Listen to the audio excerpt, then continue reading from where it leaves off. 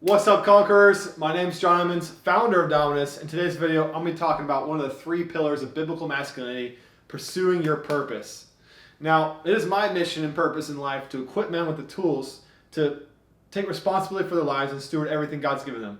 I want to see men become mentally, physically, and emotionally strong and not waste their lives. I want to see men become disciplined and pursuing their purpose and mission and passion in life. And so, guys, these are some of the tools and things I've learned along the way that I believe will add value to your life and you can use to equip yourself to actually become everything that God has called you to be. Become the men and leaders for yourselves and your communities that God wants you to be and is calling you to go after. And so today we're going to be talking about mission. Now, every man needs a mission. I believe every single man needs something, a goal or pursuit to pursue and to strive after and to make himself to better and pursue and work towards. And so you need something that gets you out of bed in the morning. You need something that actually challenges you enough to actually grasp your desire and your desire to actually fight for something that actually has difficulty in it. You know, even at a young age, boys are inclined towards a challenge. You know, I was talking to a buddy a while back about a book he was reading. In the book, he was actually talking about how redirecting boys. So the difference is he has 2 daughters and he has a son, and his daughters were different. You set a boundary and they're like, okay, no, don't do this. You know, I'm sure everyone's children are different, but at least with his daughters is, if you set a boundary, they know the boundary's here, they know not to do it, and as long as you tell them not to, they discipline them, they're not going to do it. But the boys, they just run straight towards that challenge, or they run towards that thing. If they want that thing, they're going to do it. And so what the book basically told them was to redirect them and give them another challenge. And so say, no, don't do this, but let's see if you can climb this thing. Don't climb this thing, but let's see if you can climb this tree or this stump, or let's see how fast you can do this. Give them a challenge. And so, men, at a young age, we actually like to pursue things that are difficult. We love to pursue challenges. We love objects. We love making things better. And so it's just natural for us. Our hardwiring is that way. That's the way God designed us and made us to function. And so find something that is actually meaningful to get out of bed every morning and say, I am building this thing. I'm going to do this. Even though I emotionally don't feel like doing it, I'm going to do it anyway. I'm going to get out of bed. I'm going to go to the gym. I'm trying to go. I'm training for this contest or this powerlifting meet or this thing. I'm trying to achieve this goal. I'm trying to make myself better. I'm going to get up and do the sucky things because I want to actually do something that is valuable, that has this ideal that I'm striving for. You know what? So find something that is worth getting out of bed in the morning, something that worth going through difficult and trying times, going through difficult circumstances so you can actually achieve the goal. Find something that you actually am passionate about, driven by your passion. That's the next one. It's driven by your passion. What are you passionate about?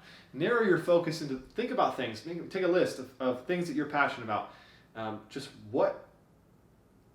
Find something that you actually can do that will actually keep you going. For me, it's starting this YouTube channel. It's building content like this. You know what? I'm not going to stop posting. I'm going to keep going. Even the days where I'm like, I don't really want to do this. I feel confused. Like, I need more clarity on this or that. You know what? Sometimes I can judge myself so much that I'm like, no, this video isn't good enough. This content's not good enough. I can do better. And so I would want to hold myself back from posting. But the thing is the only way I'm going to grow is if I just keep doing it. Is I just keep putting myself out there. Rome wasn't built in a day. It's just one brick at a time. So one brick at a time, I'm building this channel, building this content, building the brand, just trying to put one foot in front of the other, brick by brick. Guys, it takes that sort of discipline and determination to pursue a mission and purpose. Next is ability to overcome circumstances. You have to be able to go through the hurdles. The sucky times, there's going to be tops and there's going to be bottoms. There's going to be trying times, and it's the trying times. It's finding the solutions in the difficulties that you become more prepared for the next time that happens. And it's through those things, it's having that attitude of overcoming and not giving up, and not a quitter's mentality that actually creates wisdom in you and actually gives you the skills and tools to actually overcome. You know, a lot of people, successful people who are millionaires and billionaires and people who have built businesses and built for themselves successful businesses and investments, a lot of them will often say, start from scratch, start over, and I will give me nothing. But because of the skills I've built inside myself and actually the belief I have in myself, I can actually go ahead and recreate from scratch. In this X amount of time, I believe I can become successful again. I will become a millionaire again. I will do that again. A lot of the times it's because they've built the beliefs in themselves to know, I can do it because I've done it. So it's actually a lot easier once you've done it before. And then also they've learned from their experiences, their failures. So finding a mission, you have to be able to overcome the circumstances. The only way that makes you a better man is by getting back up again. Proverbs says, a righteous man falls 7 times, but he gets back up again. Guys, let's be that man. Let's be the man that gets back up again. How do I find my purpose? That's a big question. That's a huge question. You know what? It takes patience. You don't have to answer it right now. You don't have to answer it this week. But start. If you got some free time today. If not today, you got some free time. Take some time, grab a sheet of paper, and write down the things you want to do in life, the things that you want to pursue. Then pick your favorite one off that list. Or if it's something like, I want to learn BJJ. I want to become a black belt in Brazilian Jiu-Jitsu. Or I want to become a striker. I want to learn how to fight and box. I want to learn this skill. I want to actually go plant a church in this state or this city or this country. I want to learn this language. Okay, well, scratch out everything on the list. Maybe 1 to max 3 things. And I'm saying max. And they have to be able to, the big thing and then 2 little things, nothing more. It's best if you just choose one thing to pursue that one thing to the end. Actually, narrow it down and then set that into your time. Set that into your calendar and your schedule. Say, okay, I work from 8 a.m. to 5 p.m. at night, and then I go to the gym from straight from work to the gym. I go home, I eat my dinner. I have 1 hour every night or 2 hours every night. I'm not going to watch Netflix. I'm not going to watch TV. I'm actually going to work on my business. I'm going to work on this vision. I'm going to work on it and do that every day as much as you can, until you can actually start taking steps forward. And you have a vision. Your vision gets built, and you have more passion and drive. Stop doing the things that aren't really creating value for anyone, aren't actually helping you move forward, like the distractions and the things like that, like TV and video games. And if you want to pursue something, pursue it. Cut out the rest. Cut the fat. Next, meditating. Meditating is so important. I find that the times in my car, just turning off the music, turning off the podcasts, and just sitting in silence, sometimes I have the best ideas. Sometimes I think about past experiences in my life where I was like, I didn't handle this well, I could have handled it better, or I did that the wrong way or a different way. I would do it so differently now. I just think about my decisions. I think about the things I've done in life. I actually sharpen myself by meditating. I find I grow so much by sitting in silence, just sitting there, driving or just in my room, just sitting in this quiet, just thinking about these things, meditating, coming before God, asking Him to reveal these things to you. And fail more often. You got to be okay with failing. If you're not failing, you're failing. If you're not failing, you're not moving forward. You know what? If you want to succeed, you have to be okay with failure. The more you fail, the more you succeed. It's that simple. You have to be okay with this. You have to get over that inner fear. I know what it feels like to have that fear of failure, the fear of screwing up, the fear of seeing others looking at you and thinking like, he's at it again, or he's that's not going to work out. But you know what? Everyone's judgmental until you start succeeding, or not always everyone, but you know what? You know what I'm saying is you got to be able to push past that. You got to be okay with failure. You got to be okay with haters and people who want to tear you down. You got to be able to have the internal belief in yourself to keep going, even when you think this could fail, or you fail here or fail there. You just got to keep going. Next, what if you achieve it? Well, let's say you achieve your mission, your goal. Let's say I build this YouTube channel into 1 million subscribers one day, and it's a running business, and I have coaches working for me, and they're pursuing their passions and the things they want to see done in the world, and see people learning skills and pursuing different things in their life. And I'm obsolete now. I don't even need to be here. What's my next thing? Well, the next thing I want to do is give back more than I've ever given back before.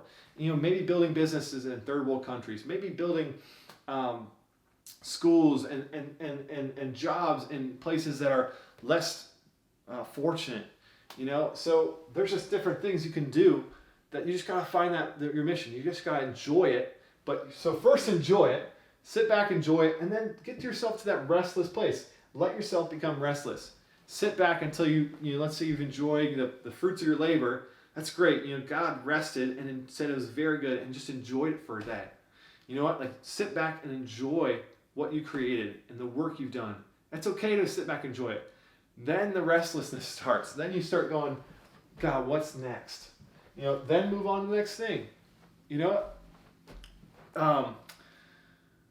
What's a good story from the Bible?